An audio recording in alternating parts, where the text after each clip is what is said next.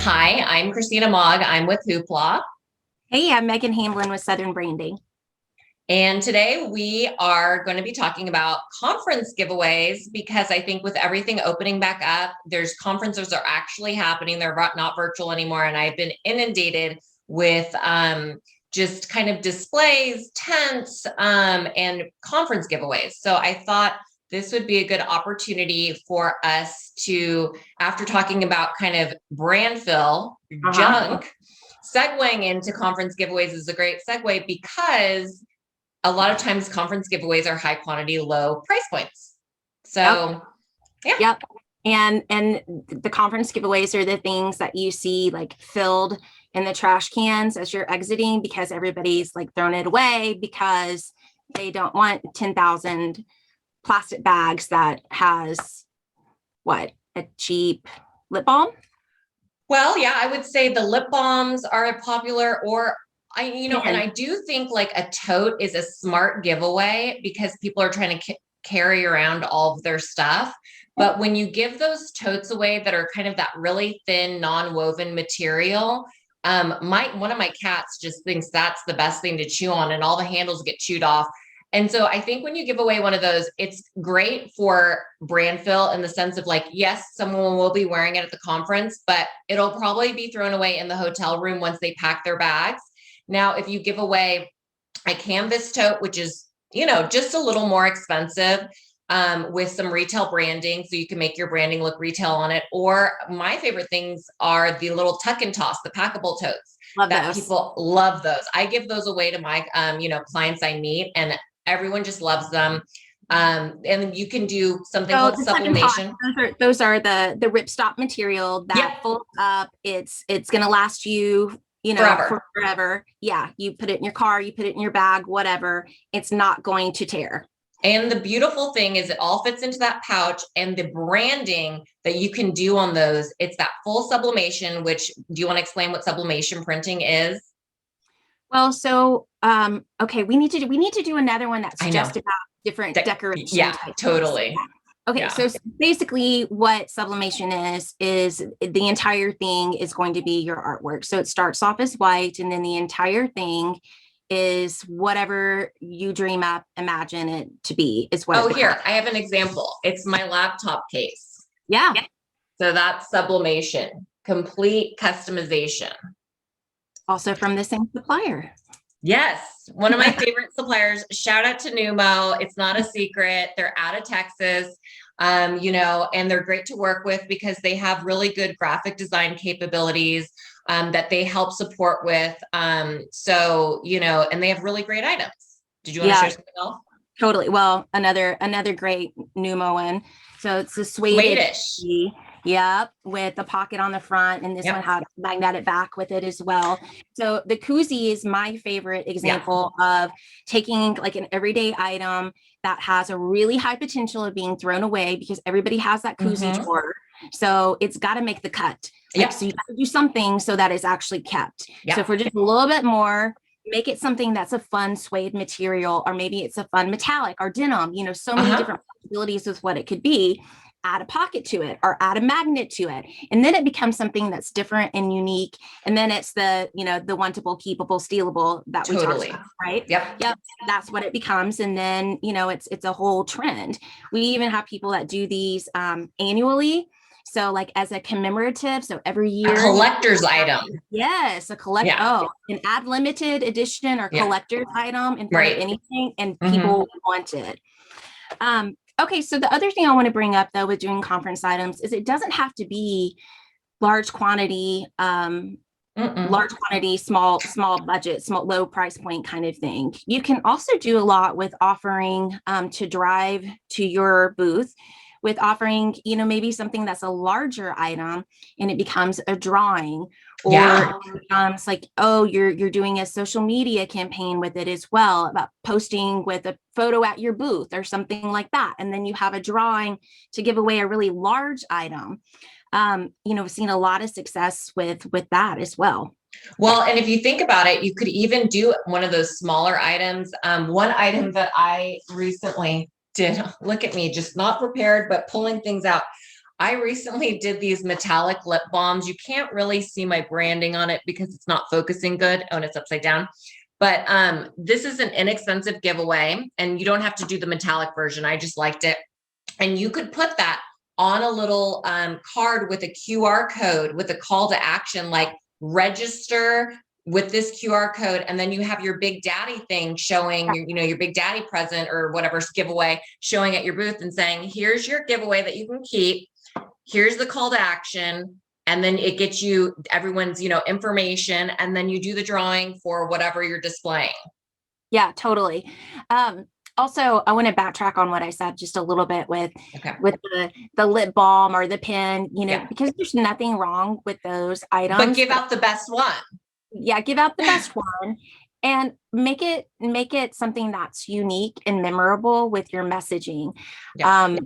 If you're just having your logo on it, like that's not distinguishing you from anybody else that's handing out a pen with their logo. There's nothing different about that makes it wantable. But if you put some sort of fun messaging on it, then it's wantable and it will be kept. But I think that's really important because a lot of times we focus on, your brand being your logo. Yep. And your logo is not what your brand is. So your brand is how people feel about you when they experience your brand. So I think when you do messaging, you still get those warm, fuzzy feelings, and it doesn't matter that your logo isn't large and in charge on it. Well, and so to play off of that, that's another reason I absolutely love sublimation, because it can look really retail and fun. Yeah. But also because if you are going to, a conference and the demographic is, let's say, nurses or lawyers or whatever it is, you could come up with a really fun print or a kitschy little saying. And then, like you said, your logo is the supporting actor, but people are going to all be loving this because it's relatable to their industry, So I think that's kind of and that's another thing about working with a brand partner like ourselves. We are all back in. No, but it's true. If you can go and do everything yourself on 4imprint or whatever it is, or work with someone that's kind of giving you like just the top 10 brand fill conference giveaways and not really putting the thought into it. But when you work with an actual, consultant partner, we're going to take the time to really think about your event, give you that good, better, best, so you can really see what your spend's going to get you, and then help you with that creative messaging. Have you referenced, so, we have a whole Pinterest board available to us, right? With different items and fun messaging. I know that. Yes. Okay. So I'll have to link that up with you. Yeah. But yeah, that's already kind of been curated for us as a great resource. And so I think things are constantly being, as you see things, you can add to the Pinterest board as well. And it's a great reference for our clients. And that's another tool actually that I use with some of my clients that are more really hands-on with the creativity. Like sometimes what they'll do is they'll have their marketing kind of event coordinators create a Pinterest board and then share it with me. And then that way I can really understand their inspo for the event and the vibe that they're looking for, which really helps me really nail it down, because as I think we've said before, we're in this stuff day and night with different types of clients and different kinds of events, but at the same time, there's millions of items to look through. So if you do have some inspo or some kind of vibe that you're trying to have, and you can kind of send us a couple of links or a couple of images when you're working with us, it really helps me immediately understand where to start going with the items and the colors and the messaging and all that kind of stuff. Yeah, absolutely. Absolutely. And, it also helps when you're working with somebody who understands your brand and your industry. Yeah. So, and then especially when you have history with them and it's already okay, well, we did that for Christmas last year. So, you already know all of that. You have, you have their history and are able to help narrow down and funnel the suggestions. So I have a question for you. Okay. If you, and we kind of went all through all of this, but if you don't have a lot of money to spend and your quantity, let's say, is 150, which is not too little, not too much. What would be your go-to item to recommend just in general when you have that lower price point, maybe $2 or something? Okay, well, so like I said before, well, the magnetic koozie is kind of out of that price range, but you can still do a fun koozie. That's something different. So that's always a good go-to. One of my other favorite things is a taco cord organizer. Yeah. Here in our showroom, thinking like, surely I have examples. So something, something that's kind of like that. And the nice things about the things you're picking too are they're easy to pack in case you're lugging it yourself. Some people ship it directly to the conference, but I mean, and so here's the thing with this too. It's not as though these are like totally inspired ideas. When we're talking about like, oh, I just need something generic, that's a giveaway. This is what it's going to be. And when it's something that's more specific to an event, like that's a different story that we're having a different conversation about, right? So what I do like about this though, is that they're available where you can do, so this would be like what you're talking about with sublimation. Yep. So you can have it be whatever you want it to be that is specific to your brand, specific to the event, whatever. I have dozens of these in my bags in my car, always keeping things like that organized. And I also, you might feel like these are overplayed, but I'm a microfiber cloth girl. I really like the microfiber cloth. So something like this. Yeah. Can even be folded down. Sublimation again. Megan likes her sublimation. I do. That can be, so then it can be like a business card. Yeah. I really like this. Obviously I have glasses, but even if you don't have glasses, in your car, your phone, tablet, your phone. Yeah. Everything is a touch screen now where you need some time. And by the way, these are not all made the same. So yes, you want to tell you what you need. I will tell you my favorite go-to items. I have to grab one from in this bag because I didn't come prepared. Oh, well, here's a canvas bag like I was talking about. These are maybe $2.50 each. How cute are these? So cute. And they can come in different colors and people will keep it. My other low cost giveaway is blue light glasses. Yes. I love the blue light glasses. They're inexpensive. They come in a ton of colors, and you can actually, if you order 150 of them, you can pick, several different colors as long as the branding's the same. And then if you do have a little bit more money to spend, these are just absolutely adorable. And sorry for all the crinkling. I haven't opened them up, but I did these for a client. And so everyone loves socks, and they're not the kind, these are not, you do not want sublimated socks, because sublimated socks, when you pull them, become white. Yep. And they're printed on.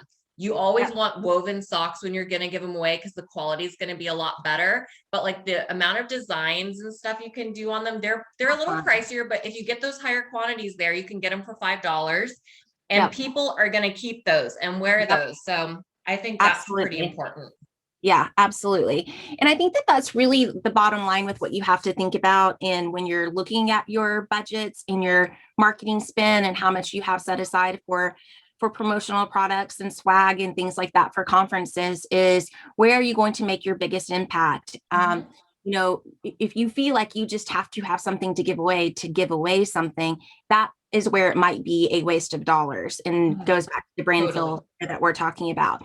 But if you're strategic about how you're giving things away, not everybody always gets the same level of a giveaway as well. So, you can do something that is maybe a little nicer item, like we've given some examples of, that's still lower budget, lower price point. Then you can do something that's maybe even a little upgraded item that goes out to your, serious people. That's another tier. And then you can also do like what we talked about with doing a large giveaway item, like a really, really super nice cooler, or really, really nice, apparel piece, something like that has a whole, I think all of it should have a social media campaign behind it, when you're doing giveaways for conferences, right? Like you want it all to tie back like that. And that's what your quantifier is then. But I think that when you're doing those three things, so lower price point, nicer item, a higher tiered item for the certain kind of person. Yeah. And then if you do something that's going to really draw people in, that's a larger item, larger scale item, your booth is going to be a huge success. Well, and I was thinking when you were saying that larger giveaway item, and I had earlier said, well, you can give away something small with like a call to action, blah, blah, blah. Mm-hmm. Actually, one thing that I always love when I'm walking for miles upon miles when we do our conference every year that we go to, is food. I'm freaking hungry. And so I think like if you were to do the larger giveaway, because I'll be honest, most food, I eat it and I throw it away. I'm not really remembering who gave it to me. Yeah. So I think the important thing on the food, and I think I actually have like a sample and it's from a show. I'm just digging around in my purse down here. I might have taken it out. But so having a call to action, this one's really cute. And it's actually from a show I went to. And it's a little piece of chocolate. And on the back is the call to action on it. I mean, how cute is that? And so like you're kind of nourishing people, getting them through the show, but then having that call to action for that bigger prize. I think that's like a great strategy. And I don't want to go over time because we've discussed, I think we are already a little over time, but that's fine. We'll figure it out at some point. Well, we will. So I'm going to ask our like fun question at the end. Okay. What's her question? She doesn't tell me these questions, by the way. I don't tell her. I don't tell her. And she'll ask me and I'll say, I'm not telling you. What did you want to be when you grew up? Oh, I wanted to be lots of things. I wanted to be, I think, a veterinarian first. Always loved animals, or maybe I wanted to be an artist first. Those are kind of but I wanted to be an artist also. My dad he's retired now, but a graphic designer. Oh, cool. And so I like growing up, he was an artist, and that was before too. It was all computerized, and it was a little different then. So he was actually doing art. That's very cool. Yeah. And so that's what I would see. And I would see him at his office doing all that. And my mom was also very involved in a similar type of industry, actually kind of like our industry. Oh, cool. Yeah. So that's kind of what I grew up around. And I just thought it was so cool that he was an artist and I wanted to be an artist. So. Well, I love it. I think when I was growing up, and I still have secret dreams of it. So if anybody in Boise is out there and wants to give me a shot, I could moonlight for this maybe. I wanted to be a news anchor. Okay. I want to be a news anchor. So the secret's out. Okay. And all right. That's what I wanted to do. That actually, yeah. I can see that. Totally. Yeah. So we will have to think about what we want to talk about for next week, but I think like we touched on it, maybe it would be decoration methods, explaining the decoration methods and explaining what vector art is. Oh boy. Yes. Yeah, that's a can of worms. So yes. I'm gonna sign off and we'll see you next week. See ya. Bye. Bye.